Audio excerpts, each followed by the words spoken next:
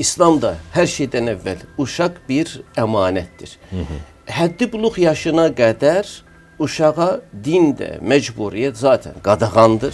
Ümumi prinsiptir bu. Dində mecburiyet qadağandır. Hər bir insan üçün. Bu prinsip uşaqlar üçün də keçərlidir. Məcbur ümumiyyətlə bu düzgün ifadə də deyil. Konstitusiyada müsəyyəz bizdə təhsil məcburidir. İcbari İcbaridir. İndi o bir qədər bizim qanunda və dilimizdə işlənən icbar məcbur sözü ilə bu dini terminologiyada olan icbar məcbur sözü. Mənim yadımda düz istəyirəm, Sovet dövründə uşağını məktəbə qoymayanın evinə milis gəlirdi.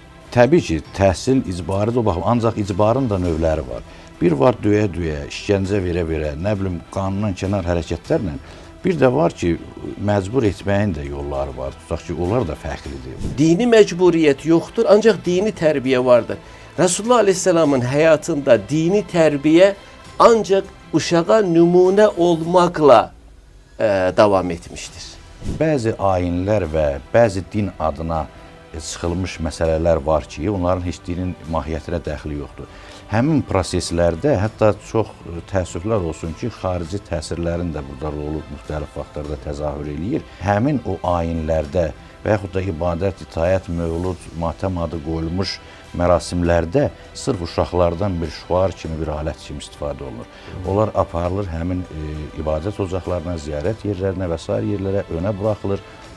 Onların hansısa deyək ki, o uşaqlığından o məsələdə istifadə edilir. Və yaxud da təhsildən yayındırılır, hicabı bəhanə eləyirlər, uşaqları məktəbə qoymurlar. Dini tərbiyə ideologiya ilə qarışdırılmamalıdır. Valideyn dini tərbiyə adı altında uşağı əgər o ideologiyaya və ya məzhəbçiliyə, radikallığa, o dində yeri olmayan o ifratlara ona kökləyirsə uşağı, o zaman valideyn bir cinayət işlədiyinin fərqinə varmalıdır.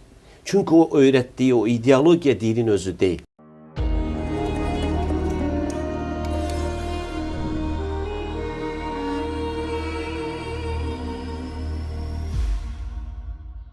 Salam əziz Amin izləyiciləri. Yenə görüşünüzə gəlmişik. İki qonağımı əvvəlcə sizə təqdim edeyim, sonra mövzu haqqında danışarıq. Azərbaycan İlahiyyat İnstitutunun İslamşünaslıq kafedrasının müdürü, fəlsəfə üzrə fəlsəfə doktoru, dosent Əhməd Niyazov və İslamşünas, dinşünas Tural İrfan. Xoş gəlmişsiniz. Təşəkkür. Xoş gördük, hər vaxtınız xeyir olsun. Mövzumuz uşaq hüquqları və uşaqların dini ibadətlərə cəlb olunması məsələsidir.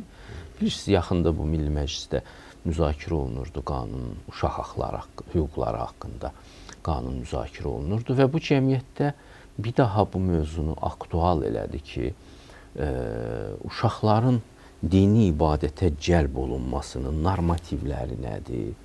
Burada məcburiyyət hissəsi nə qədərdir?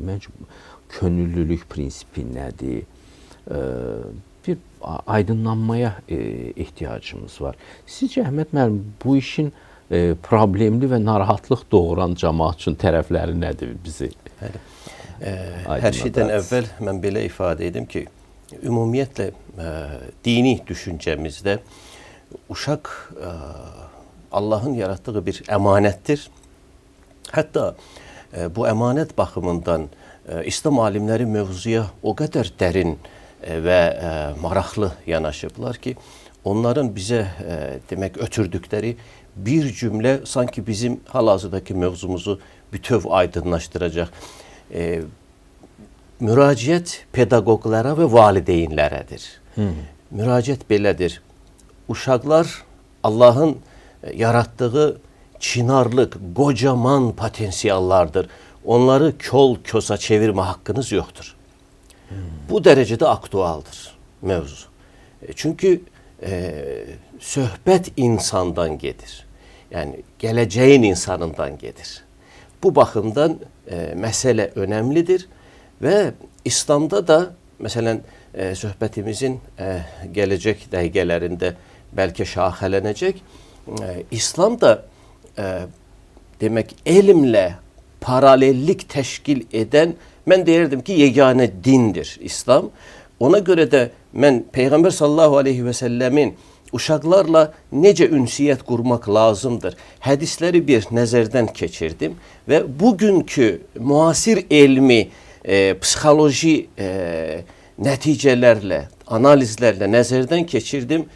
Resulullah sallallahu aleyhi və səlləm o vəhyin mərkəzində bunun bizə sirlərini, kodlarını vermişdir. Uşaq necə böyüməlidir ki, şəxsiyyət kimi yetişsin?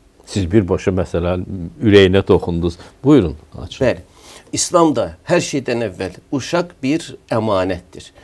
Həddi buluq yaşına qədər uşağa dində məcburiyyət zaten qadağandır. Ümumi prinsiptir bu. Dində məcburiyyət qadağandır. Hər bir insan üçün. Uşaq da bunun içərisinə daxildir. Bu prinsip uşaqlar üçün də keçərlidir. Bu həddi buluq dində neçə yaş qəbul olunur? Bizdə konstitusiyada 18 yaş qəbul olunur. Orada Hal-hazırda həddi buluq uşağın belə deyək, bioloji cəhətdən o inkişaf mərhələsi var. Müəyyən bir inkişaf mərhələsi var ki, bu oğlanlarda özünə məxsus müəyyən əlamətlər, qızlarda da özünə məxsus müəyyən əlamətlər. Dindəki həddi buluq yaşı bu əlamətlərlə ölçülür. Zaten oğlanlarda və qızlarda bu bioloji əlamətlər özünü büruzə verdiyi andan etibarən ibadət məsuliyyəti başlayır. yəni cinsi yetişkənlik nəzərdə tutulur. Cinsi yetişkənlik. Və həmin dövrdə deməli ibadət məsuliyyəti başladığına görə həmin dövrdə, çünki onda artıq ağıl formalaşmış olur. Uşaqlıq dövrü orada bitir.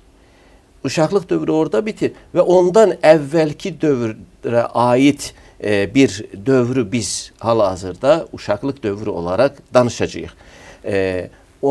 Deməli, İslamın elmlə paralel üst-üstə düşən bir deməli din olması. Yəni mən burada belə bir hətta ümumi olaraq ifadə edim ki, İslamı təfərrüatı ilə deməli tədqiq edən alimlərdən bəziləri belə deyir. Elmin son dediyini İslam ta baştan demiştir. Bəzən bu müəyyən bir ifrat bir cümlə kimi görünə bilər. Ancaq İslamın o elmlə paralellik təşkil etdiyini bu cürə bir cümlə ilə də ifadə edirlər. Niyə? Çünki həddi buluq yaşı və ağlın tam inkişaf etmiş forması, ağıllı, kamallı olduğu dövrdən sonra artıq Allah ondan ibadət tələb edir. Ancaq o vaxta qədər o uşaqla müəyyən bir rəftar etmə, onunla ünsiyyət qurma formaları var. Resulullah sallallahu aleyhi və səlləm hədisdə belə buyurur, kimin uşağı varsa onunla uşaqlaşsın deyir Resulullah aleyhisselam. Niyə uşaqlaşsın? Çünki hədisdə ümumi prinsip budur. Kəllimun nəsə alə miqdari uqulihim.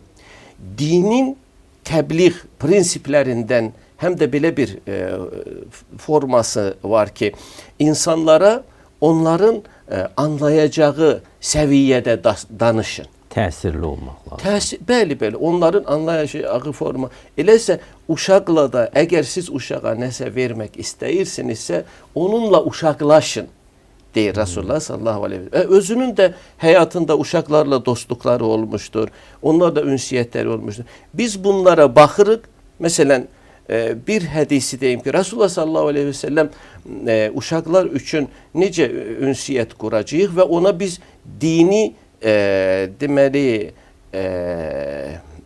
anlayışı necə öyrədəcəyik? Bunu da yenə onun həyatından biz öyrənirik. Görürük ki, burada belə bir nüans var. Bəli, dini məcburiyyət yoxdur. Ancaq dini tərbiyə vardır. Dini məcburiyyət yoxdur, ancaq dini tərbiyə vardır. Resulullah Aleyhisselamın həyatında dini tərbiyə ancaq uşağa nümunə olmaqla davam etmiştir. Ona yaşayarak bir valideynin ancak nümunə olması. Çünkü güzel bir sözdür ki, deyilir ki, uşaqlar sizin söylədiklərinizi yox, etdiklərinizi əslində edəcəkdir. Ona görə bu valideynlər üçün uşaqlara bir şey öyrətdikləri zaman ona qadağalar, haramları quru sözlərlə yox, nümunələrlə uşaqlara öğreterek numune olarak öğretmeleri şarttır. Dinde ümumi prensip budur. Ümumiyyətlə İslam dininin ehtiva etdiyi mahiyyət ondan ibarətdir ki, həqiqətən dində zorluq, məcburiyyət yoxdur. Çünki dinin kökü ilahi iradəyə bağlı olan bir məsələdir. Allahın varlığı və necə deyirlər, fəaliyyəti haqqında biz düşünəndə o Allah obrazına bəşəriyyəti məcbur etməyi uyğunlaşdıra bilmərik. Bu artıq orta əsrlərdə bilirsiniz ki, müxtəlif əqidə məktəbləri olubdur, cəbriyyə və s. Deyək ki, fəlsəfi cərəyanlar, onlar bəziləri də əriyib gediblər ki, Allaha məcburiyyət sifəti şamil edilmişlər ki, bütün hərəkətlər Allah tərəfindən məcbur edilir insanlara, yəni insanlar ixtiyar sahibi deyil və bir növü də bu şəriət məsələlərində müxtəlif vaxtlarda özünü təzahür etdiribdir. Bəqərə surəsinin 256-cı ayəsidir. Lə ikrahə fid-din qad təbəyyənər rüşd minəl qayy. Mənası belədir ki, dində ikrah yoxdur, kərahət, məcburiyyət bir mənada. Çünki bəzən konkret olaraq məcburiyyət də demək olmaz. İkrah sözü də oradandır.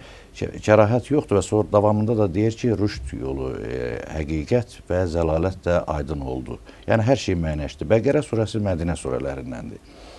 Bu, bilirsiniz, 13 il Məkkədə vəhiy nazil olub Peyğəmbərə, ondan sonra Mədinədə davam edibdir. Bunun da bir hikməti var ki, o ayələr ki, artıq əksəriyyəti nazil olmuşdu Quranın, İslamın demək olar ki, 70% artıq məlum idi. Ondan sonraki mərhələdə artıq deyir ki, bu qədər deyilənlər deyildi, da indən sonra məcburiyyət yoxdur.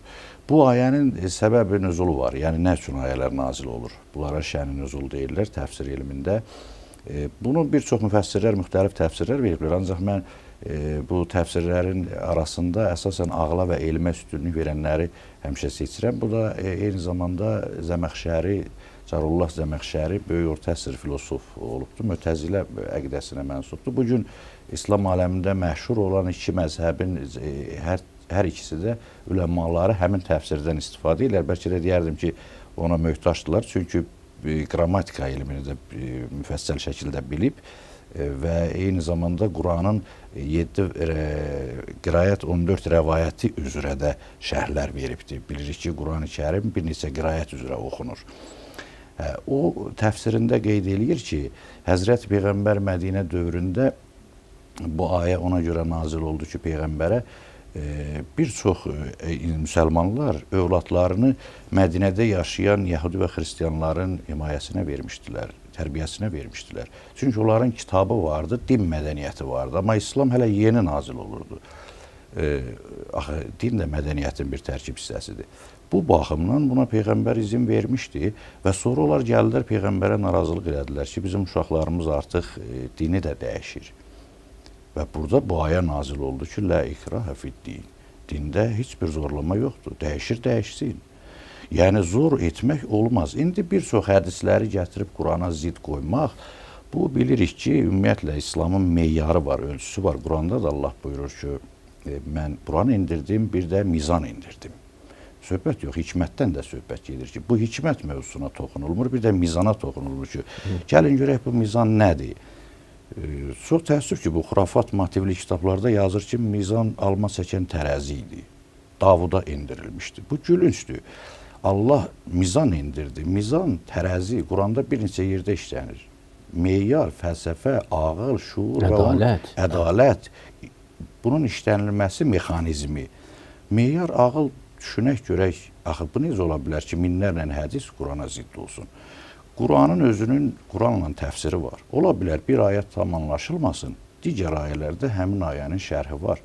Rüşd, həddi-buluğ məsələsini götürək ki, Quran-ı Kərimdə uşaqların ümumiyyətlə həddi-buluğ yaş rəqəmlə göstərilmir. Coğrafiyalara görə yaş fərqli ola bilər. Tutaq ki, Yəməndə yetişən qız uşağı ilə Sibirdə yetişən eyni ola bilməz. Bu fərqlidir fizionomik baxımından, fiziki baxımından.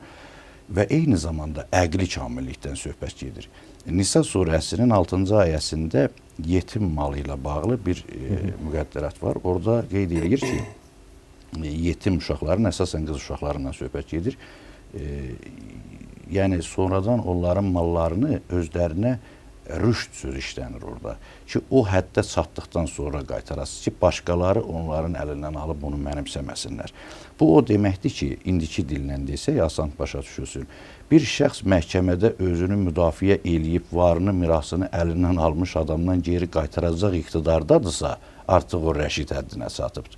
Bu bizim əvvəlki yazarlarımızda, məsələn, Səmən Zəminlinin, Məmməd Səid Ordubadinin əsərlərində də rast gəlmişəm. Rəşid qız sözü işlənir, rəşid sözü bizim Azərbaycan dilində işlənibdir. Nisa surəsi 4-cü ayə. Bəli, rəşid, yəni həddi buluğu bəzən çox təəssüf ki, sırf fiziki cəhətdən, yəni cinsi mənada ki, yetkinliyə çatıbdır, bu həddi buluqdur və salam bu həmləklərə də bilər. Amma bu düzgün deyil, bu rüşd həddinə çatmalıdır insan.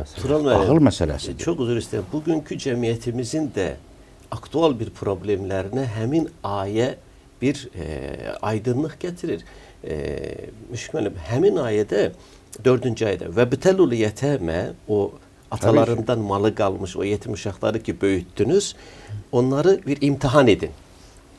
Fə in ənəstum minhum rüşdən, əgər onların o rüşd yerindədirsə, o rüşd o nədir? İslam fiqhində onun xeyrini faydasından, onun zərərini faydasından, xeyrini şərrindən bilib yetkinlik dövrüdür, o rüşd dövrü. Onu eyni zamanda Tural müəllimdən bir sözünə mötərizə açmış olduq, nikah yaşıdır həm də. Təbii, elə ona görə erkən nikah, İslamda erkən nikaha yeri yoxdur. Elə ona gəlirdim ki, yəni nikah yaşıda rüşd bəzən həddi buluq sözü termin olaraq işlənilir və mahiyyət baxımından da sırf cinsi yetkinlikdir. Bu düzgün deyil. Ümumiyyətlə, evlənmə məsələsində də, əgər belə bir sual varsa ki, bu qadın İslamda nə vaxt evlənməlidir? Rüşd həddinə. Adam var, bəlkə 40 yaşında çatmayıb rüşd həddinə. Deməli, evlənə bilməz, həddi buluğa çatmayıb. Belə deyək ki, sırf burada cinsi yetkinliyin götürməsi düzgün deyil. Həmçinin bu təhsil məsələsi, ibadət məsələsində də götürək ki, məcbur edilməsi ilə bağlı o ayəni qeyd etdim, lə ikrahə fid-din. Bu sırf elə uşaqlarla bağlı nazil olubdur özü də. Elə müəllim gözəl dedi ki, o üst-üstə düşür bu məsələ. İndi məsələ ondan ibarətdir ki, məcburiyyət olmaz. Ələxüsus din könüllü bir məsələdir. Təhsildə bir qədər hardasa təkiddən söhbət gedə bilir. Məcbur ümumiyyətlə bu düzgün ifadə də deyil. Konstitusiyada müsəyaz bizdə təhsil məcburidir, icbari məcburidir. İndi o bir qədər bizim qanunda və dilimizdə işlənən icbar məcbur sözü ilə bu dini terminologiyada olan icbar məcbur sözü. Yəni mənim yadımda düz istəyirəm, Sovet dövründə uşağını məktəbə qoymayanın evinə milis gəlirdi. Təbii ki, təhsil icbaridir o baxım, ancaq icbarın da növləri var. Bir var döyə-döyə, işgəncə verə-verə, nə bilim qanundan kənar hərəkətlərlə. Bir də var ki, məcbur etməyin də yolları var. Tutaq ki, onlar da fərqlidir. Bunu da mütləq şəkildə götürmək olmaz ki, elə məcbur bir növ. Xeyr, məcburiyyətin özü də cürbəcürdür. İkinci də ki, məcbur o bir qanunda ifadə olunan formada və üsulda deyək ki, bu dində də bu cür tətbiq oluna bilməz ki, onda daha bu dinin o mənəvi tərəfi, əxlaqi tərəfi, tövsiyə xarakteri, nə bilim, nəsihət, vəsiyyət tərəfləri artıq burada tərif olmuş olar. Ona görə də dində məhz o ayə məncə əsas elə şüar olmalıdır ki, dində ikrah yoxdur. Elə sırf Mədinədə Həzrət Peyğəmbərimizə o uşaqların məcbur edilməməsi ilə bağlı nazil olubdur ki, hətta insanlar uşaqlar əqidəsini dəyişir, başqa dinə olsun, geçsin, qəbul eləsin, burada bir problem yoxdur. Yəni, indi ki dövrə gəlib çatmış o bəzi məsələlər, orta əsrlərin o mühafizəkar ruhanilərinin, deyək ki, o düşüncələridir, onların zehniyyətidir ki, indi gəlibdir bir şeydən ötürü böyük bir problemə çevirirlər bu insan. İnsan azad yaradıb. Həzrət Əli də buyurur ki, səni Allah azad yaradıb, heç kimə qul olma insan. Yəni, sən Allah insanı bəndəni azad yaradıb. Elə o Həzrət Əlinin İslam olma, dini qəbul etmə hadisəsi var. Təbii ki, o da elə uşaq yaşında. Bəli, uşaq vaxtında olub. Hətta qaynaqlarda belə keçir. Uşaqlardan ilk səhabə kimdir? Həzrəti Əlidir. Məsələn, Rasulullah sallallahu aleyhi və səlləmin ilk uşaq səhabəsi Həzrəti Əlidir. Hadisə necə? Rasulullah sallallahu aleyhi ve sellem özünün Allah'ın birliğini, onun da Resulü olduğunu demək ona təklif ederken bir kelime-i şehadet teklif edir. Ve deyir ki gedim atam anamdan soruşum gelim deyir. Çölə çıxır, deyir ki Allah məni yaradanda ata anama soruşmadı ki mən gedim ata anama soruşum gelim. Əsil İslamdaki o demək ferdin tefekkürüne tamamıyla hür iradesine kalması lazım olan şey budur. Dinde mecburiyet yoktur. Prinsipinin en güzel numunesi budur bence. Bir də Həzrət İbrahim də uşaq yaşlarından başlamışdı həqiqət axtarışına, düşünməyə. Yeniyetmə idi də elə bir Bəli. Bu baxımdan mən hesab edirəm ki, yəni uşaqların ümumiyyətlə məcbur edilməsi söhbət dindən gedir. Biz dini baxışı ifadə edirik. Doğru deyil və bu Quran məntiqinə, Quranın vəhiy məntiqinə zidd olan bir məsələdir ki, məcburiyyət o vaxt yaranır ki, artıq başqa vasitələr tükənibdir. Yəni məcburiyyətə qədər bir çox hələ nəsihətlər, vəsiyyətlər var. Quranın özünün ehtiva etdiyi mahiyyət ilə onu tələb eləyir ki, insana ümumiyyətlə uşaq olsun, böyük olsun, fərqi yoxdur, zor tətbiq olunmasın. O, hidayət yoluna əxlaqi dəyərlərlə, təbliğatla, maarifləndirməklə gəlib çatmış olsun. Mən düşünürəm ki, ümumiyyətlə uşaqların təhsilə də doğrudur. İndi biz qanunvericilikdə başqa, o indi vətəndaş hüquqları var, insanların təkmilləşməsi, həyatda hansısa ixtisasa peşəyə nail olması baxımından, amma ailə tərbiyəsi baxımından, ümumiyyətlə dini baxımından götürəndə elə təhsilin özünə də təşviq etmək lazımdır. Mükəlləfiyyət və məsuliyyəti biz məcburiyyətlə qarışdırmayaq. Mükəlləfiyyət başqadır, məsuliyyət başqadır, məcburiyyətdən başqadır. Məcburiyyət artıq bunların bir axırıncı mərhələsidir. İnsan mükəlləfdir, bəli, müəyyən yaş həddinə çatanda ibadət üçün də mükəlləf olur. İndi bayaq siz qeyd etdiniz, yaş həddləri var, həddi buluq var, rüşd həddi var. Bu artıq mükəlləfiyyətdir və bunun üçün də bir məsuliyyət yaranır, dini məsuliyyət yaranır, boynunda haqq yaranır. Artıq məcburiyyət bundan sonraki mərhələlərdir ki, o hansısa bir azğınlığa düşərsə, onu da məcbur eləmək olar ki, onu çəkindirəsən bu yolda. Ümumiyyətlə, uşaq tərbiyəsində təzyiq yox, ancaq nəzarət olmalı. Nəzarət və təşviq. Bəli. Burada da düzdür, hal-hazırda istər hüququmuzda, istərsə dinimizdə deməli valideyn üçün uşağın dini tərbiyəsi və onun mənəvi tərbiyəsi, dini və mənəvi tərbiyəsi əslində həm hüquqən, həm dinən valideynin məsuliyyətidir. Ancaq bunu valideyn necə gerçəkləşdirəcək, onun üsullarını bilməsi lazımdır. Çox üzr istəyirəm. Bəzən tam tərs effektə nail olurlar. Mən bir neçə ateist tanıyıram ki, onları danışdıranda baxıb görsən ki, uşaqlığında dini tərbiyə alıblar, güclü, hətta dini məktəbə belə gediblər, molla yanına mı gediblər və onun tam tərsi olaraq qayıdıb insan ateist olubdu. İndi tarixin məşhur ateisti Stalin məsələ üçün xristianlıq məktəbində təhsil almışdı da. Mirzə Fətəli Axundov. Tam tərs effektlərdir. İndi burada nəyə diqqət eləməliyik biz? Ən əsas ki, tərs effekt olmasın. Deməli, əgər mənəvi və dini tərbiyədə, bayaq müəllim gözəl dedi, baskı varsa, təzyiq varsa, o fizika qanunlarına görə təsir əks təsirə bərabərdir. Psixoloji baskı olmamalıdır. Rasulullah sallallahu aleyhi və səlləmin ən gözəl metodu, necə ki Quran-ı Kerimdə ayə nə gözəl deyir. وَلَكُمْ فِي رَسُولِ اللّٰهِ اُسْوَةٌ حَسَنَةٌ. Sizin üçün Peyğəmbər gözəl bir nümunədir. Bu nümunəyə baxaraq, hətta Rasulullah aleyhisselam təbliğində belə insanları necə olmaq lazımdır? Məsələn, onun təbliği belə bizim uşaqları necə tərbiyə edəcəyimizi elə gözəl deməli naxışlarla bəzəyir ki, məsələn, mümini kəməsəlin nəxlə, mömin necə olmalıdır? Bal arısı kimi olmalıdır. Rasulullah aleyhisselam bizə belə tərif verir. İzə əkələt tayyibən, görmürsünüzmü? Bal arısı bir şey tələb etdiyi zaman, o yediyi zaman yediyi ancaq gözəl şeylərdir. Çiçəklər və çiçəkin də nektarlarıdır. Ey insan, siz də ancaq faydalı olanı tələb eləyin.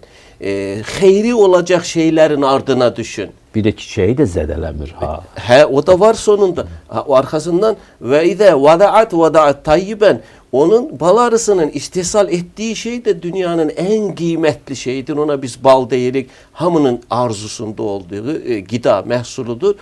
Hədisin arkasında bəli sizin dediyiniz o çox gözəl məqamı da var. Və izə vaqat fil ğusni, o bal arısı çiçəyin sınmış budağına belə rastlasa, ona zarar vermez deyir. Yəni tərbiyələndirmə metodu var Resulullah Aleyhisselamın. Elə bir üsul yol seçir ki, məsələn bal arısından bize misal verir, insanın könlüne yatırır. Və dərin bir məna ilə elə bir cümlə məsələn deyir, o bir cümlə elə bir müdrik ifadelerle dolu ki o bir cümle bir insanın bir hayatını demek o insanı şəxsiyyətə çevirecek derecede demek məna dolu bir cümle Resulullah Aleyhisselam'ın. Aslında onun metodu ile biz uşaqlara yanaşmalıyıq. Yine bir nümunede var. Bir kadın sahabi Resulullah Aleyhisselam'a xəstə olmuş uşağı, naxoş bir uşağını getirir. Ona soruşur yediklerini, nelerden ne ettiklerini soruşur ve deyir ki git sabah getir bu uşağı deyir Resulullah Aleyhisselam. Ve kadın o uşağı aparır, səhərisi gün getirir, deyir ki ey Allah'ın Resulü dünen niye cevap vermediniz deyir. Resulullah Aleyhisselam deyir ki sizin uşağınız balı çok yediğinden nahoşlayıp ben ona bal yeme diyecektim. O gün diyebilmezdim çünkü o gün ben de bal yemiştim.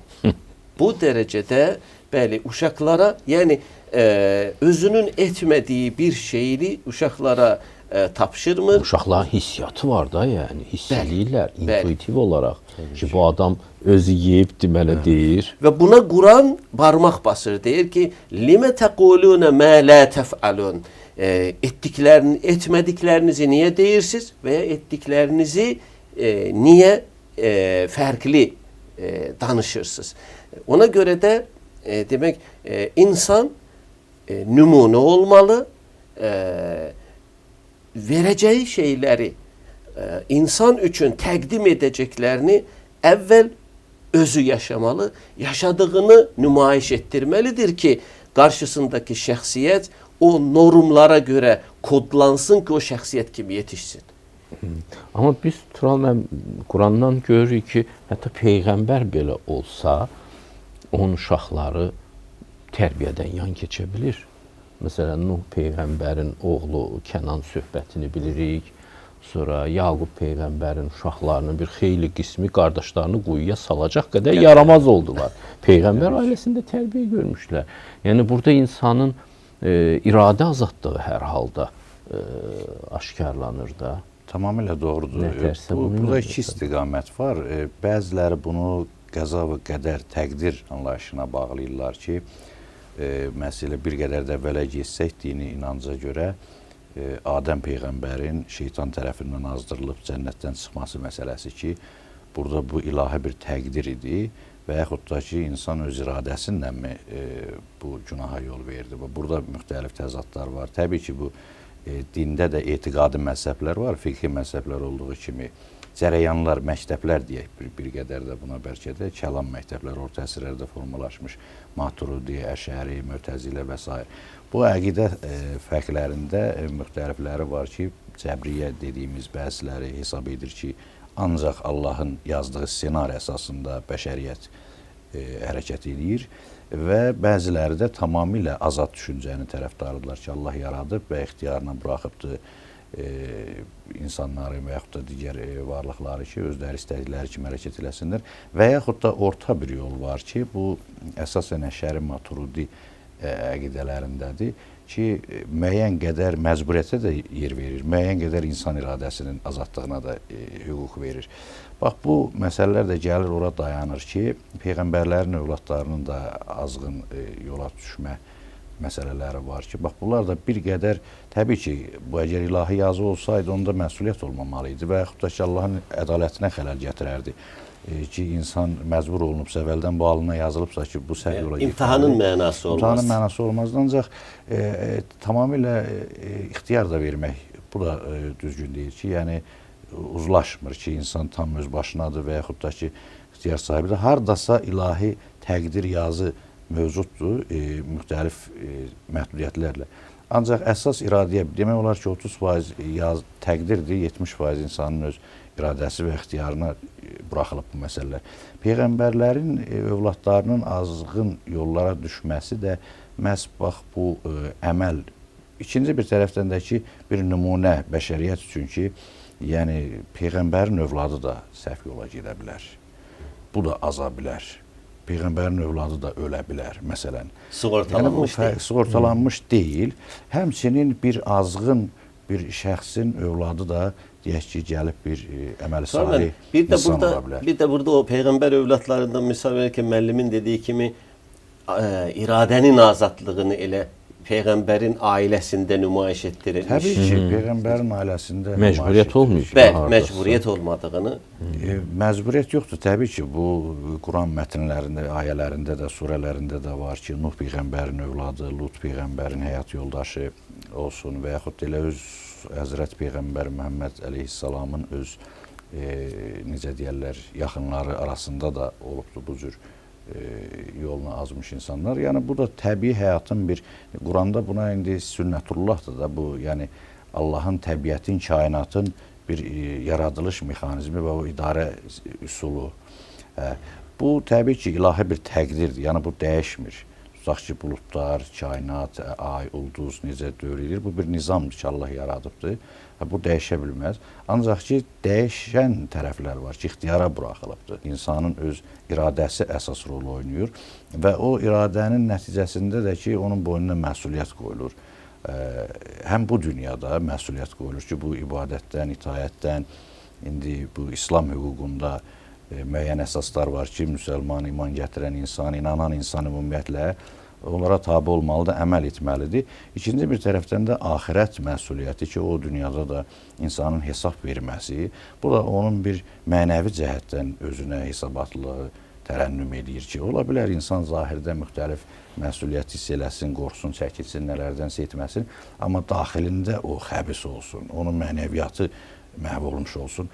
Bunun üçün də o axirətdə hesab verəcəkdən az o axirət qorxusuna görə deyəkmi, məsuliyyətinə görəmi bir özünü islah eləməyə çalışır. Oraya da o axirət hesabına görə də bir yol göstərici qoyur. Ələm necəlləhu ayni. Biz insana iki göz verdik. Və lisanen və şefeteyn. İki dodaq və bir dil verdik. Və hedeynəhun necdeyn. Ey insan, sənə iki yol göstərdik. O Aristotelin eudaimoniyası kimi. Yaxşı işlərlə məşğul olan xoşbəxt olar.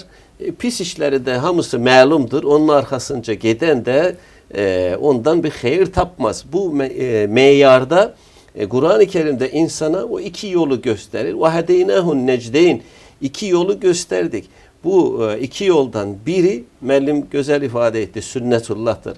Hatta bir yerde sıbgatallah, Allah'ın boyasıyla boyanan.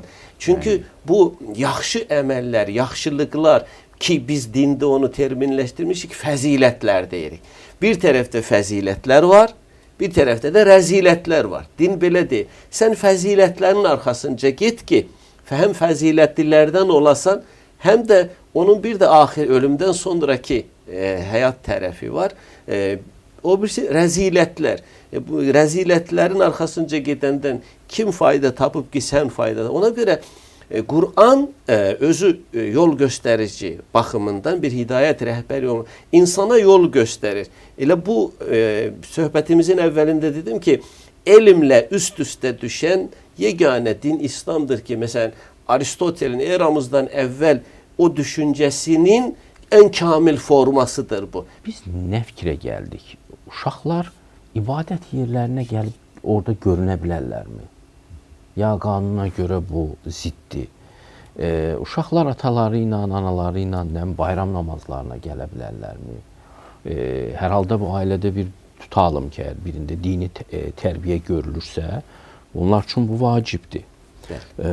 Burada diqqət edəcəyimiz xüsuslar nədir? Məsələ bu cürdür ki, Müşfiq müəllim, mən hesab edirəm ki, bu qanun hələ yeni, belə deyək ki, müzakirə olunaraq indi qəbul olunub. Mümkündür ki, bunun detalları, təfsilatı və onun necə deyirlər, tətbiqatından doğan digər məsələlər artıq sonraki mərhələlərdə gedişata uyğun ya ictimai müzakirə nəticəsindəmi və yaxud da o müxtəlif nöqsanlara görə, müxtəlif tərəflərinə görə təkmilləşdirilsin də. Nəyə görə? Çünki burada bir çox suallar da yaranır ki, bəli, Tutaq ki, məcburiyyət yoxdur, təşviqlə, öz həvəsi ilə, öz xoşu ilə Düşüb valideynin yanına gəlir. valideyn istəyir ki, övladını məscidə aparsın, orada nə bilim tanış eləsin, nəsə belə. Dini tərbiyə alsın. Təbii ki, bu təşviqdir. Şübhəsiz ki, burada mən hesab edirəm ki, bir maneə yoxdur və olmamalıdır da, bu başqa şeydir. Amma o qanun qeyd olunan tərəfi sırf məcburiyyətdən doğur ki, bu da əsasən mən düşünürəm nə ilə bağlıdır. Bəzi ayinlər və bəzi din adına çıxılmış məsələlər var ki, onların heç dinin mahiyyətinə dəxli yoxdur. Həmin proseslərdə hətta çox təəssüflər olsun ki, xarici təsirlərin də burada rolu müxtəlif vaxtlarda təzahür eləyir.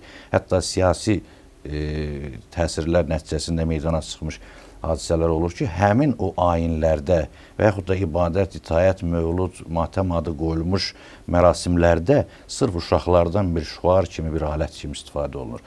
Onlar aparılır həmin ibadət ocaqlarına, ziyarət yerlərinə və s. yerlərə önə buraxılır. Onların hansısa deyək ki, o uşaqlığından o məsələdə istifadə olunur. Və yaxud da təhsildən yayındırılır, hicabı bəhanə eləyirlər, uşaqları məktəbə qoymurlar. Bax, bu doğru deyil. Hesab edirəm ki, bu tərəflərini qanunla tənzimləmək lazımdır. Yoxsa insanın məscidə uşağın getməsi, biz də getmişik, obusilər də gedibdir. Burada bir maneçilik olmamalıdır. Olmayacaq da hesab edirəm ki, İslamın uşaqlara verdiyi dəyər isə daha böyükdür. Yəni, Quran-ı Kərimdə bilirsiniz, əsas nazil olma səbəblərindən biri uşaqları torpağa bastırırlar, qız uşaqlarını, ərəblər. Orada hətta ayədə buyurur ki, və izəl məvudətü suilət bi eyyi zəmbin qutilət. Allah həya eləyir, hətta Allah o qədər nifrət eləyir ki, o uşağı torpağa bastırana məhkəmədə onun üzünə baxıb özündən sorğu sorulmayacaq. Zərər çəkmişdən soruşulacaq. Amma adətən bir qatildən soruşulmalı ki, nə üçün öldürdün? Deyir ki, o uşaqdan soruşulacağı gün ki, hansı günahına görə öldürüldü? Bu dəyəri verən uşağa İslam, övlada, körpüyə, qız uşağına xilas eləyən, onu torpağa dəfn olunmaqdan təbii ki, insana, qadına, ümumiyyətlə, bəşərə verdiyi dəyər daha alidir. Dini tərbiyə ideologiya ilə qarışdırılmamalıdır. Valideyn dini tərbiyə adı altında uşağı əgər o dini, belə deyək, dini tərbiyə adı altında uşağı əgər o ideologiyaya və ya məzhəbçiliyə, radikallığa, o dində yeri olmayan o ifratlara ona kökləyirsə uşağı, o zaman valideyn bir cinayət işlədiyinin fərqinə varmalıdır. Çünki o öyrətdiyi o ideologiya dinin özü deyil. Təbii ki, yad ideologiyalara yol vermək olmaz ki, uşağın beyninə yer edilsin, xüsusən də siyasi ideologiyalar. Din məsələsinə qaldıqda da mötədil İslam ənənələri, ümumiyyətlə dinlər, tək İslam yoxdur. Ki, biz ölkəmizdə bir çox dinlər, dini konfessiyalar var. Fərqi yoxdur. Yəni, mötədil şəkildə bunlar anladılmalıdır. Bəzən bu ənənəvi din deyirlər, ənənəvi İslam deyirlər. Mən onun da əleyhindəyəm ki, elə şeylər var ki, ənənəmizdə o yanlış olubdur. İndi biz bunun adını ənənəvi qoyub gətirib yenidən də bugün baş yara bilmərik ki, və yaxud da başqa bir xurafatlara biri-birinin qabını sındırırmış elə yerlər olub ki, bu filan məsələ. Ondan yedi. Ondan yedi. İndi biz durub bunu gətirək ki, yox, bu bizim ənənəvi İslamımızdır. Xeyr, elə lazım deyil biz elə deyin. Bu gün biz mötədil, elmi, mədəni, çünki dinin bir tərəfi də mədəniyyətdir, əxlaqdır, mənəviyyatdır. Biz bax bu tərəfləri zəngin olan bir dinimizi və milli İslam modelimi deyək, milli din modelimi deyək, öz modelimizi necə deyirlər, inkişaf elətdirməliyik ki, bizim övladlarımız da tərbiyələnsinlər. Mən hər ikinizə təşəkkürləmək istəyirəm. Saata baxıram, zamanımız təəssüf ki, bitir. Bu gözəl müzakirə üçün hər ikiniz çox sağ olun. İnşallah mövzu bilirəm ki, daha genişdir, hələ indi qızışırdıq da. Amma bir verilişdə nəyə toxuna biliriksə, toxunduq. Məncə əsas nöqtələri şərh elədiniz ikiniz də. Çox sağ olun deyirəm sizə. Siz də sağ olun. İzləyicilərimizə isə gələn görüşlərə qədər deyirəm. Sağ olun.